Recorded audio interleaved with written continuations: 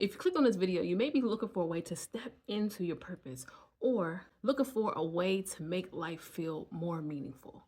Well, no problems, I got you. I'm going to give you 5 key ways that you can start implementing today to start activating your purpose through your gifts. Let's get into it.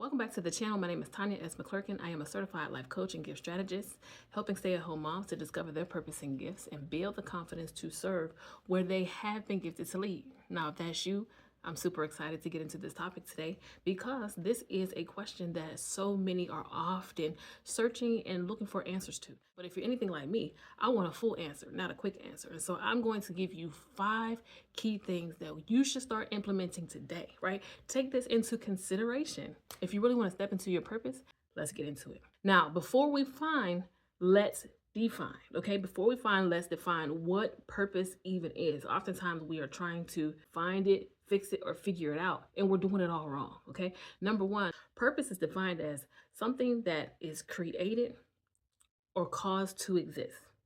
Created or caused to exist, okay? You and I were created and we were caused to exist. Purpose is not defined as however you want to live, right? Purpose is not defined as what feels good to you, all right? Purpose in and of itself is the reason that something exists or is caused to exist, okay? The reason that something exists or caused to exist. There is a reason, a specific reason, that God caused you and I to exist. Because he is not a random God or a haphazard God. He didn't just create you and I, then figure out what possibly you and I could do or be most useful, where we could be most useful. No, he had a plan from the beginning. He knew the end from the beginning. And he caused us to exist so that we could fulfill a plan that he had already pre-planned out. Okay, so that's the first thing I want you to get into your mind, carve and etch into your mind that purpose is not how I want to live or what makes me feel good in life. It is a reason that I exist or was caused to exist by God. Purpose isn't anything that we have to find, fix, or figure out. We need to receive, we need to embrace, we need to accept. Those are the things that we need to do.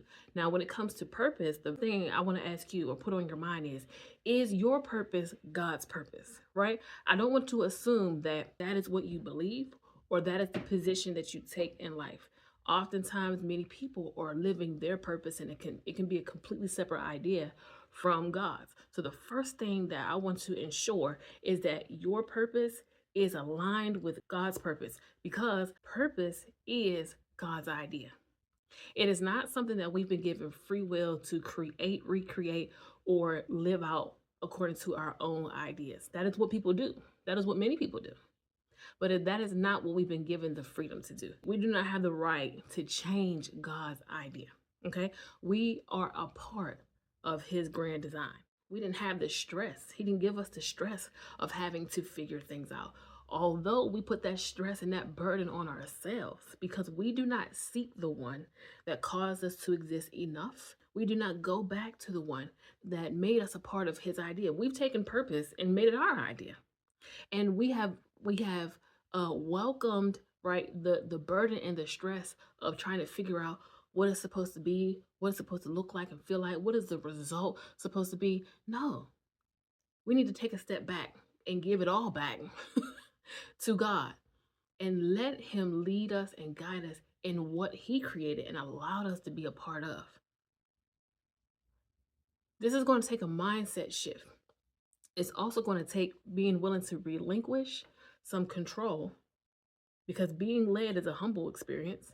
Because sometimes when we don't have all the answers or God causes us to walk in unknown places that we have not yet been, we can be a little fearful of where we haven't been because of what's required of us, what we're going to have to do, who we're going to have to be, what we're going to have to give up or let go, right? So being led in purpose is a very humbling experience.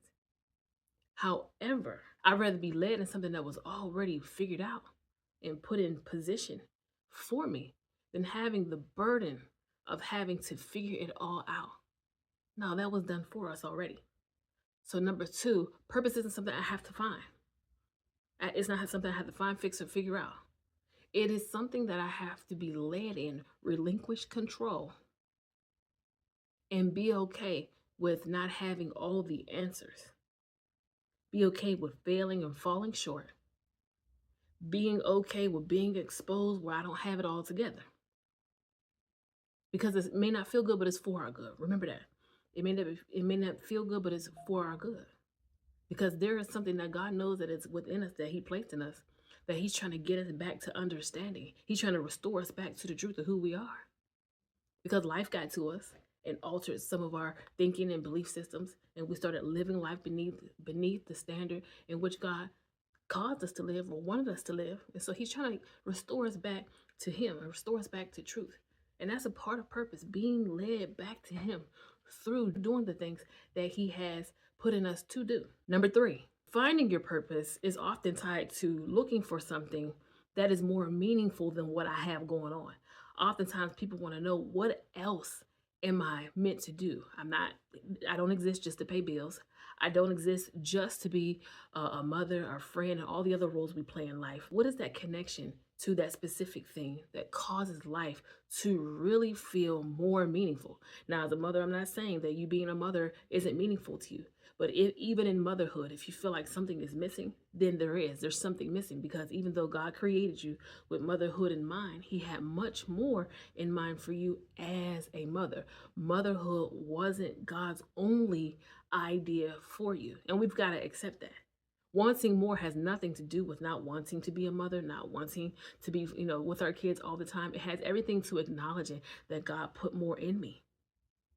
And when we're not doing more or even tapping out that capacity that we've been given, it eventually will weigh on you. You'll start to feel it. You'll start to feel like there is something that makes me feel incomplete. And it has nothing to do with your family or children. It has everything to do with acknowledging what God put in you that hasn't come out yet, that you haven't tapped into yet.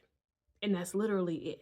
So as you're searching for something that's more meaningful in life, we also have to build our faith and build our trust in God, even when we do not understand. Sometimes that's hard because we just want to know. We just want to know. In our humanness, we just want to know. We want things to make sense right now. And sometimes that building faith and building trust, it's not going to make sense at first. But God is not a God of confusion. He's not the author of confusion. And I promise you, he will never leave you stuck. He will never leave you in a state of confusion. He's going to cause everything to come together.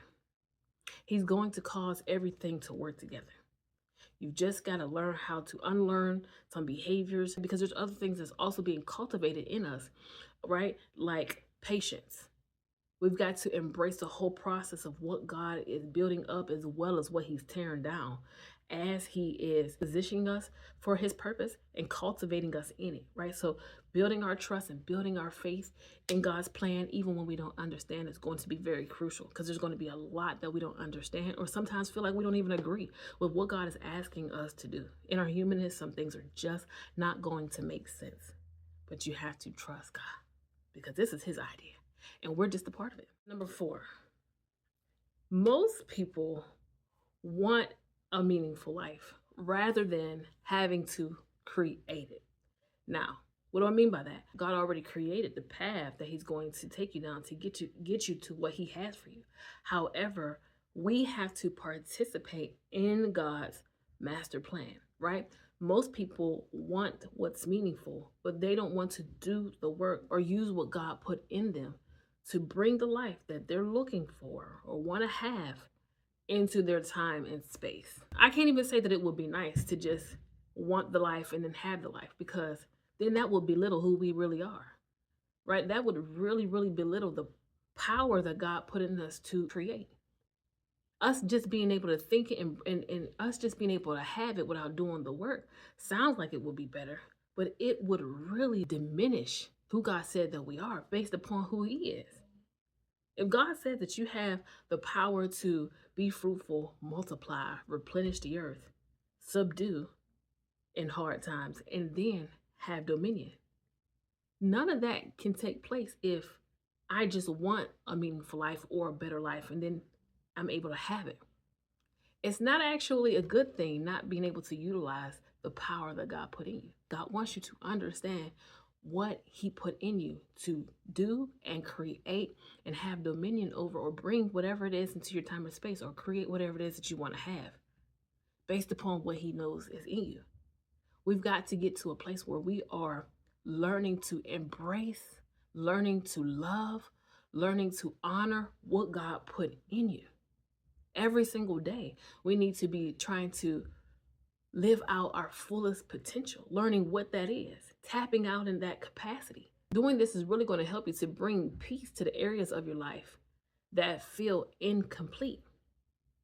Because now I get to see through experience what I'm really able to do, who I really am based upon who God says I am and what he put in me, what I'm really able to create for myself and my family, how I no longer have to live in this frustration, how I no longer have to live in deception. I can tap into what God put in me to do and to create and be whatever it is that I want to do, create, and be. Purpose doesn't happen when I start doing something. It begins the moment I want God's idea over my own. Finding purpose is all about agreeing with God's idea and aligning my life and my will with his. Now, what you're really here for, how do I use my gifts to walk in purpose? The beautiful part is this: God gave each and every one of us gifts, not just so that we could be good at something, not just so we could have something to do, but so that we could do our part and so that we could participate in his purpose for our lives. There's a part that God has done, and there's a part that we must do. And those gifts that he's given us is our way to participate in his big idea. It's a way to complete his purpose. It's a way to fulfill his plan. And you've got to be willing to participate in your existence. And pursuing God's purpose and plan causes fulfillment to take place. It causes purpose to be activated. What are your gifts? If you don't know what your gifts are, I'm going to suggest that you check out the Discover Your Gifts playlist here on the channel so that you can get some answers. But if you know what your gifts are, that is how you will use your gifts to find purpose, to do something that causes life to be more meaningful, that causes you to create more impact and make a difference with your gifts. I hope that this has been helpful. Make sure that you drop any comments or questions below in the comments. If you have any additional topics or questions that you want me to answer or cover, I definitely will be checking them out so that I can make sure that I cover it in the next video. But outside of that, don't forget to subscribe if this was helpful, if this answered your question, if this caused some type of mindset shift that helps you to overcome a barrier and move forward. Have an amazing day because you get to, hopefully because you want to, and I check back in. And remember, you're gifted to lead, and you've got the keys, the power of God within that helps you to know, embrace, yield, and serve. Have an amazing day.